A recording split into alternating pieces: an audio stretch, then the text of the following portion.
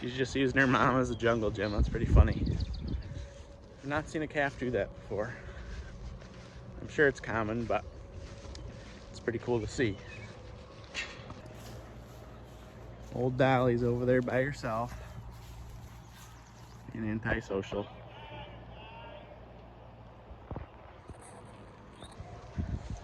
I'm sure eventually they'll make friends and all hang out. It'll just take time. Still here in the corral, as you can see. I might get them out to this paddock by the weekend. I'm not really sure. I could put them out there now, but I'm waiting to see how fast the cows eat through the first paddock, because I'd much rather have, especially the nursing cows, on grass. I'd rather feed them grass and these guys hay than the opposite. So if they chew that down too much over there, then this weekend or whenever need be, I'll pop them over here where the meat chickens are moving every day. But yeah, they're not mowing that down as fast as I was picturing, so that's good.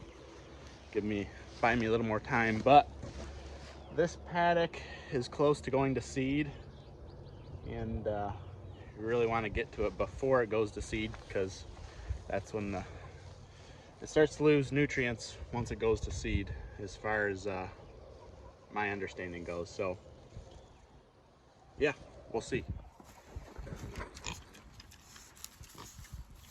Pigs are still doing great, slowly gaining weight.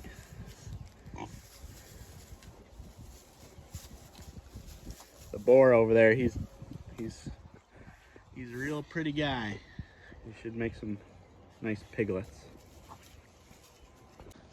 So the plan for these guys is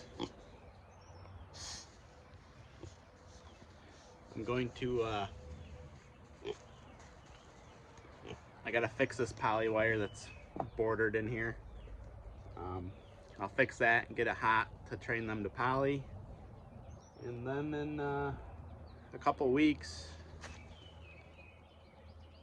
maybe, I'd like them to be a little bigger, but hopefully in less than a month I can move them up on the hill in the woods behind where the Angus are, and they can live out their existence in the woods. He's going to freezer camp.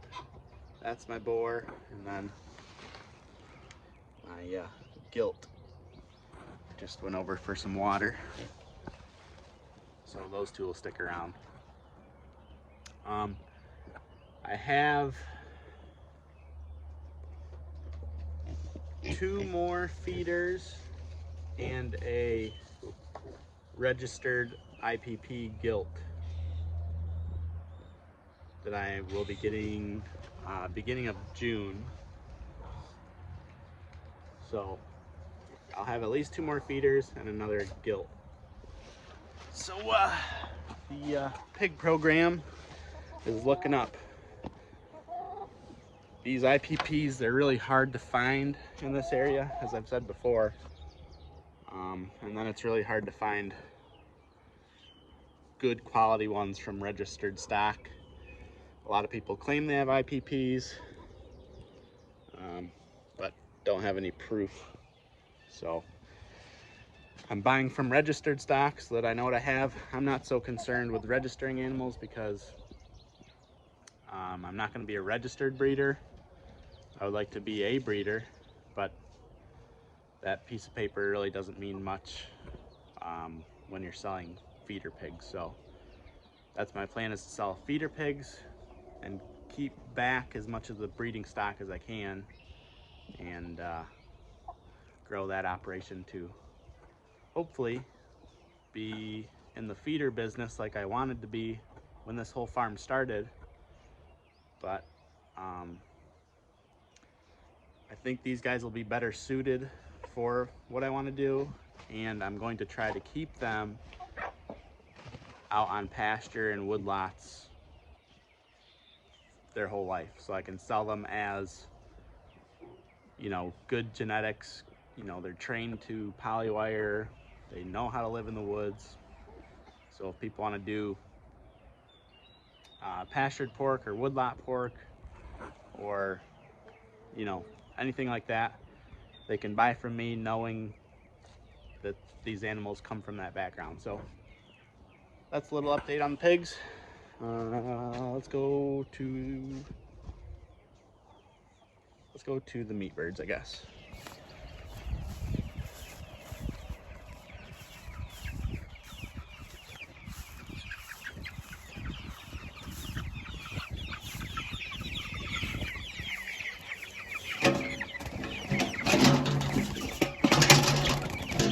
It's empty. Well, I forgot I emptied their bucket, so I gotta go fill it up. I'm sure they're just starving to death. They sure act like it anyways. There's Carl. I mean, that is just an absolutely beautiful sight. Cows, calves, got some free-range chickens in the background back there. Got Peppermint peeing. Beautiful, beautiful sight. This is what I see out of my foster son's bedroom window, is this view, so pretty blessed. I know I'm a long way from done on everything. Sorry, I got distracted when trying to feed the chickens. But I know this isn't like some amazing fancy ranch or anything that I have, but I'm pretty proud of where it's come and the time that it has. Still lots of cleaning up to do, lots of finalizing things, lots of building to do, an endless amount of work to do, but seeing that view out of the window is absolutely just awesome and very encouraging, and just makes me want to keep doing this. So gotta take the small things and the small wins and keep on trucking. I'll post a video in here of what this place looked like less than a year ago. Another thing I've done that I don't think I videoed, but was get water hoses run to all the different spots on the farm that need water. So now I can just turn the hose on at my house and divide it with this silly thing that came with the dumbest designed hook I've ever seen. I was hoping it'd have a nice bracket, but it does not. So I can divide. I got hoses going every which way, and I can just shut it off, turn on there. Like I have one for the pigs, the steers, the cows, and then one goes up on the hill for the Angus and the egg layers up there.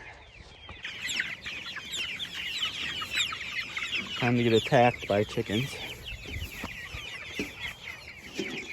These are the most ruthless animals on the farm.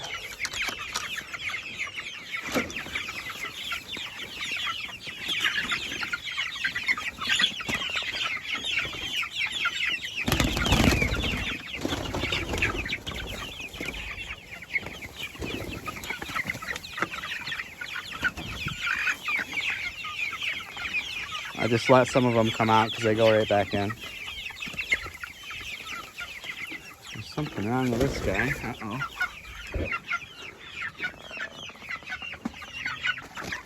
These things are made to do one thing, and that's eat, and they do a good job of it. Come on. Get out there.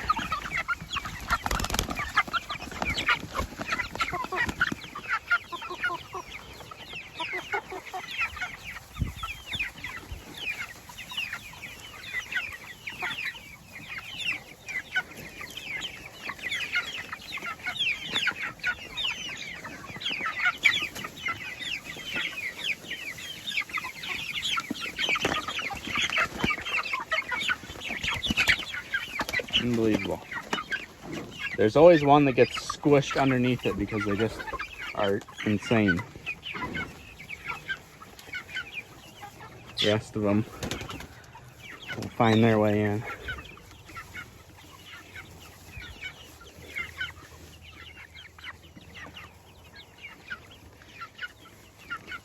Need to get him some water.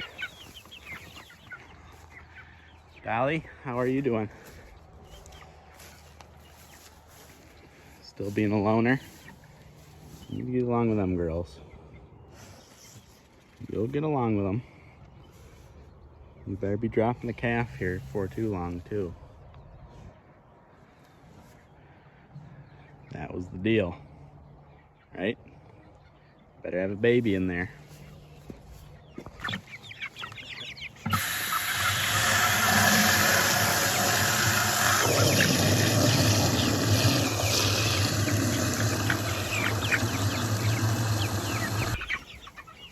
All right, fed and watered and moved.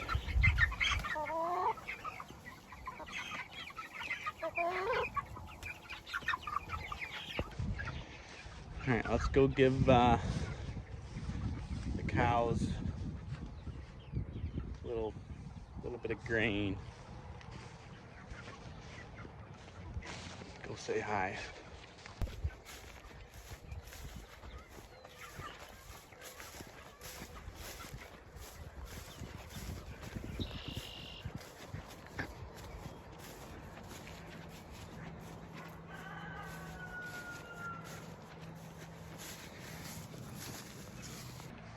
See if they come running when they see the bucket. This is the birdhouse that was the victim of Dolly and Peppermint.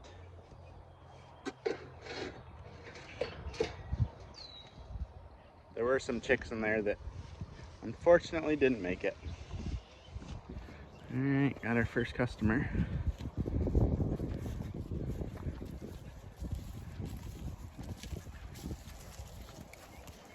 Coming to this bucket.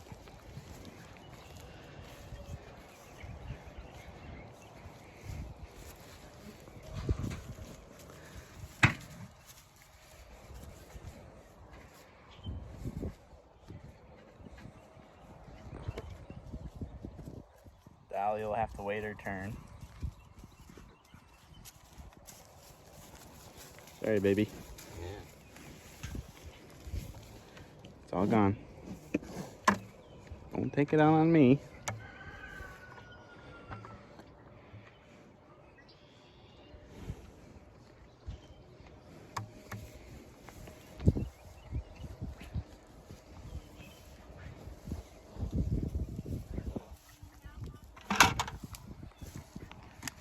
Hi, baby.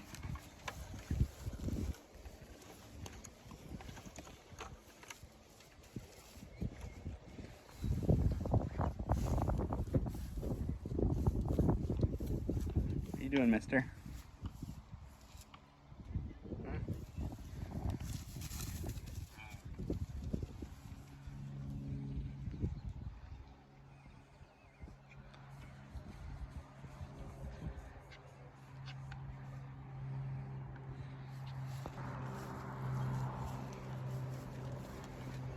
Yeah, I'm gonna need that back there, Dolly.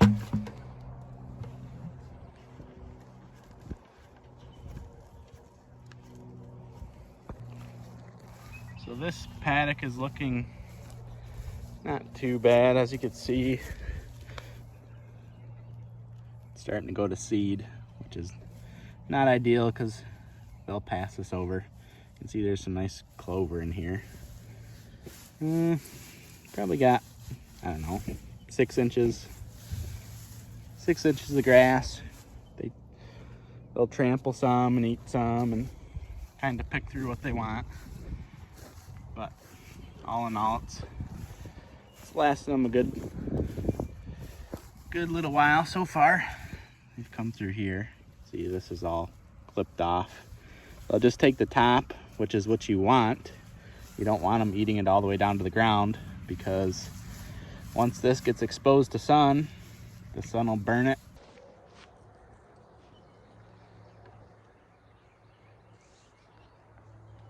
Her name's Symphony, by the way. I forgot. I keep forgetting.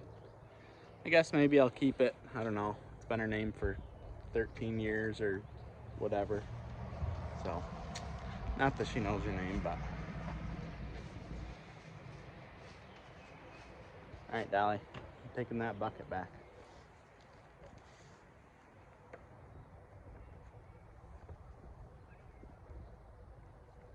Please and thank you.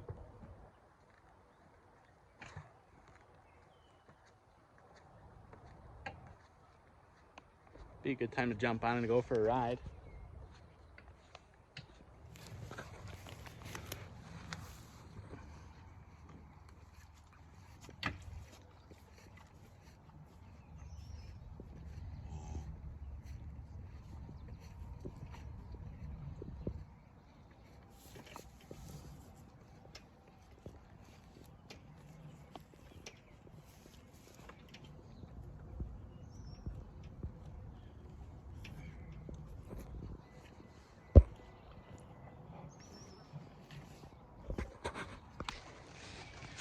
All right, off to see the Angus. I'll bring them a little grain too,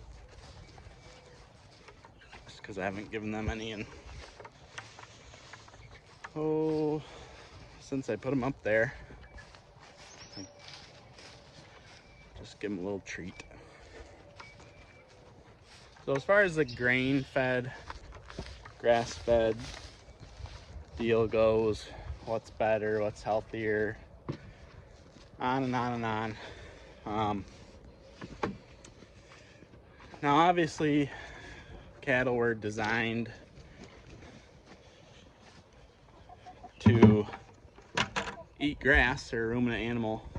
They eat grass and green forage, stuff like that, and turn that into meat.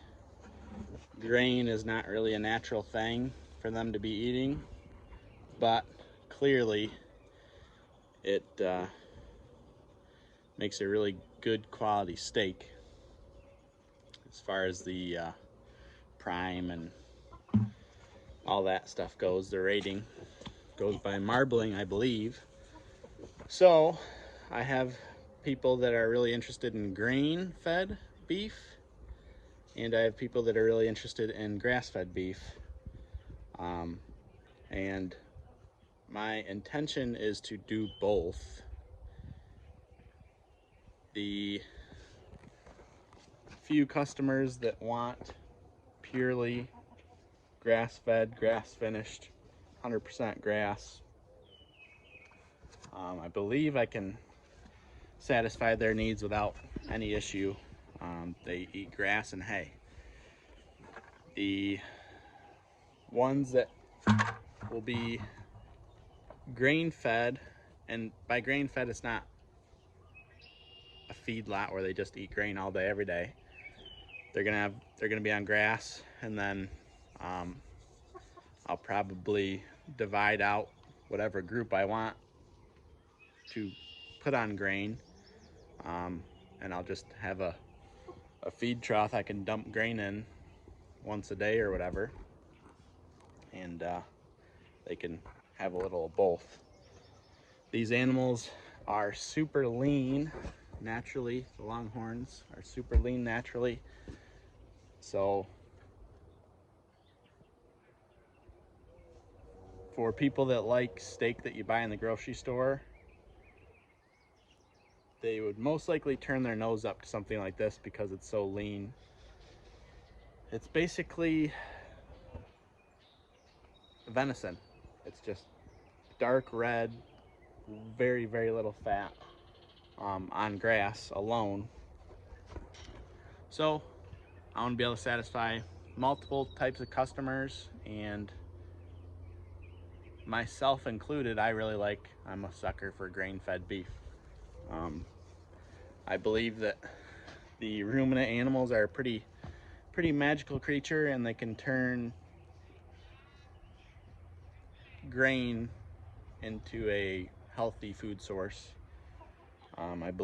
Personally, I believe that fat is healthy. So enough on that, let's go see the Angus. And before anyone decides to hate on my opinion, I personally have lost over 30 pounds eating a diet where I get most of my calories from fat, from beef, butter, bacon, and eggs.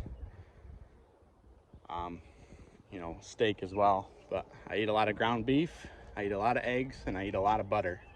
It's the carnivore diet. I don't really like to call it a diet, I just think that's how you're supposed to eat.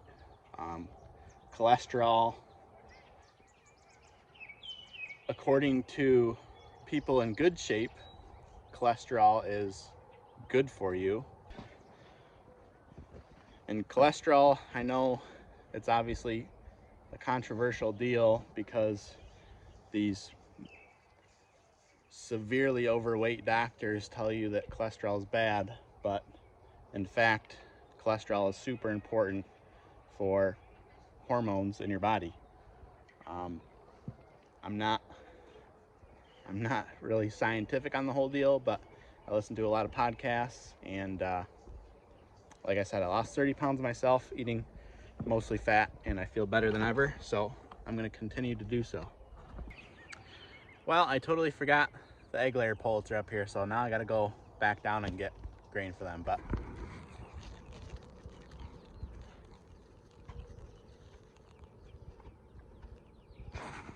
first I'll feed them since they're so excited.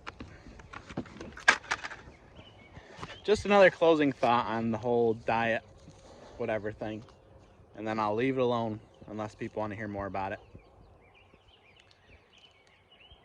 Here's a little wisdom for you. If you're concerned about diet or your weight or what's healthy, what's not healthy, never take advice from somebody that's in worse shape than you are. If your doctor can barely get up and down out of a chair because they're so overweight, but are telling you how bad meat is for you and a high fat diet is for you, and you're pretty in shape person, just use common sense. That's all I'm saying. Anyways, these ladies want a little treat. Now, another controversial thing, feeding grain to, these are heifers obviously, but breeding animals, cows, bulls, whatever.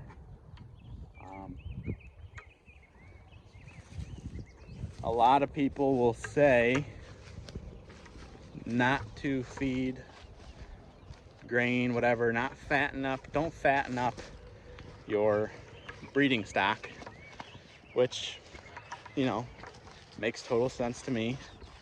But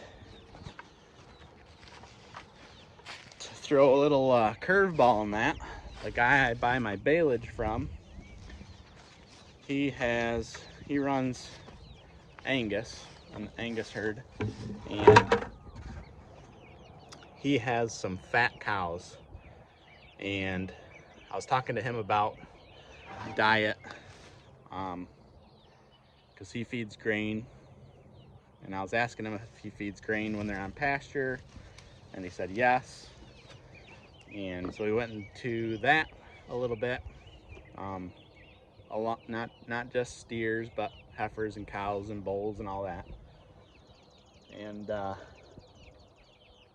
what he tells me is he doesn't have a vet bill. He says if you keep them fat, they seem to not have problems. Now, he's a successful farmer. He's got a lot of animals. He sells a lot of beef, and he makes some sort of a living doing it. So if he's telling me that he doesn't have a vet bill and his cattle are fat, now they're not like, they don't have trouble walking or anything, but they are big, nice looking animals, really. And the proof's in the pudding. If you don't have a vet bill, and the guy down the road who has lean animals does have a vet bill, well, I'm gonna go with the guy that doesn't have a vet bill. Now, you can't avoid that obviously all the time, but you know, it's at least something you can experiment with. All right, well, I'm gonna go get these pullets some food. I'm gonna end the video off here. Feeding chickens isn't anything you haven't seen before, but I'm really excited and happy where the farm is right now. I'm glad that I have a pretty good diversity so far of animals. I'm really happy to have the pigs back. I'm happy to have more egg layers and meat chickens, and finally getting the cattle out to pasture is a big deal. Things are really good right now, so I'm a very blessed guy, and I try not to take it for granted. So I appreciate you all following along. Please keep liking, subscribing, commenting. I've been terrible at reading comments and commenting back. I'm gonna try to be better about that. These 17-hour work days are really hard to keep up with some stuff, but I think I'm gonna start cutting back on, well, I know I am gonna start cutting back on a portion of my work that I'm doing, and give more time to the farm and my family, which is what makes me most happy and what I enjoy doing the most. So the most valuable thing you have in this world is time, so spend it the way you want. That's it for now. Thanks for watching. Until next time, keep farming. We'll see you later.